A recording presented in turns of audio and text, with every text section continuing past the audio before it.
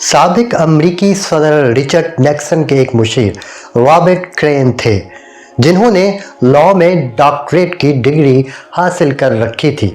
بین الاقوامی سطح پر ڈاکٹریٹ کی اپنی ایک اہمیت ہے۔ Robert Crane Harvard Society of International Law کے صدر رہے۔ بعد میں صدر نکسن کی حکومت میں خارجہ امور کے مشیر بھی بن گئے۔ رابرٹ کرین کو امریکہ میں سیاسی امور کا بہت ہی قابل اور اہم ترین ماہر تصور کیا جاتا تھا۔ وہ ریاست خائے متحدہ میں تہذیب و ثقافت کے جدید مرکز کے بانی بھی تھے۔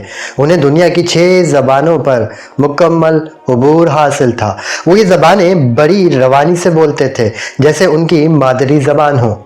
اپنے دور حکومت میں صدر رچرڈ نیکسن اسلامی اصول و ضوابط کے بارے میں پڑھنا چاہتے تھے، لہذا انہوں نے امریکی CIA سے کہا کہ وہ اس موضوع پر ایک تحقیقی مقالہ تیار کرے۔ بالآخر یہ ذمہ داری ڈاکٹر رابرٹ کرین کو سونپی گئی۔ انہوں نے اپنے صدر کے حکم پر عمل کرتے ہوئے ایک تحقیقی مقالہ لکھا، لیکن یہ بہت لمبا تھا۔ صدر نکسن نے اس کی طوالت کو دیکھتے ہوئے رابرٹ کرین سے کہا کہ وہ اس مقالے کو اختصار سے لکھ کر ان کے سامنے پیش کرے۔ یوں ڈاکٹر رابرٹ کرین نے اس مقالے کا خلاصہ لکھا، اور خلاصہ لکھتے ہوئے انہیں اسلام کے بارے میں اتنے راز و نیاز معلوم ہوئے کہ وہ اس کی تحقیق میں لگ گئے۔ چنانچہ اسلام کو سمجھنے اور اسے جاننے کے لیے انہوں نے بہت سی اسلامی سیمیناروں اور کانفرنسوں میں شرکت کی۔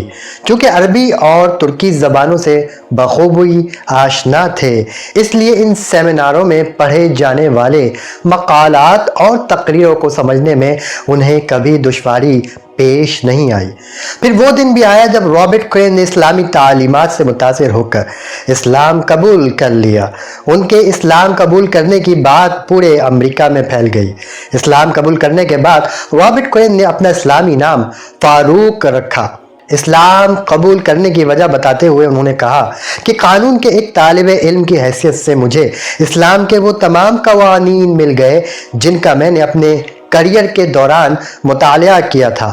میں نے 3 سال تک ہارورڈ یونیورسٹی میں قانون کی تعلیم حاصل کی، لیکن مجھے دوران تعلیم کہیں بھی انصاف کا لفظ نہیں ملا۔ البتہ اسلام میں مجھے یہ لفظ کثرت سے ملا۔ رابرٹ کرین نے کہا کہ ایک دفعہ ہم قانونی بحث کر رہے تھے۔ یہودی قانون کے ایک پروفیسر بھی ہمارے ساتھ تھے۔ میں نے ان سے پوچھا کہ کیا آپ جانتے ہیں کہ امریکی آئین میں وراثت کا کیا قانون ہے؟ فرمایا اس کی 8 سے زیادہ جلدیں ہیں۔ میں نے کہا اگر میں آپ کے سامنے دین اسلام سے وراثت کا ایسا قانون لاؤں جو 10 لائنوں یا سطروں سے زیادہ نہ ہو تو کیا آپ یقین کریں گے؟ یہودی پروفیسر نے کہا یہ ممکن نہیں کہ وراثت کے اتنے لمبے چوڑے قانون کا خلاصہ ہو جائے، اور وہ بھی صرف 10 لائنوں میں۔ چنانچہ رابرٹ کرین نے قرآن مجید سے وراثت کی آیات لی اور یہودی پروفیسر کے سامنے پیش کر دی۔ کچھ دنوں بعد یہودی پروفیسر ڈاکٹر رابرٹ کرین کے پاس آیا اور کہا انسانی دماغ کے لیے یہ ممکن نہیں ہے کہ وہ قریبی رشتہ داروں سمیت سب کا اس طرح احاطہ کرے کہ اس میں کوئی کسر نہ چھوڑے، اور پھر کسی پر ظلم کیے بغیر وراثت کو ان میں تقسیم کر دے۔ یہودی پروفیسر نے بھی جب یہ سنا تو اسلام کے ضابطۂ قانون سے اس قدر متاثر ہوا کہ خود بھی اپنا یہودی مذہب چھوڑ کر اسلام قبول کر لیا۔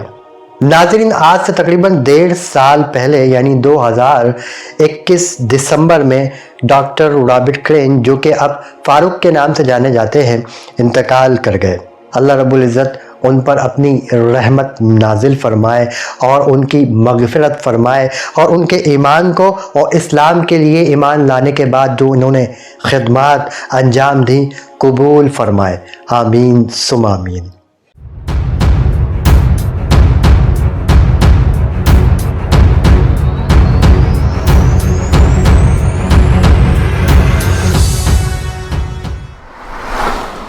دلچسپ اور معلوماتی ویڈیو دیکھنے کے لیے فیضان پیڈیا کو سبسکرائب کیجیے اور بیل آئیکن پر کلک کیجیے۔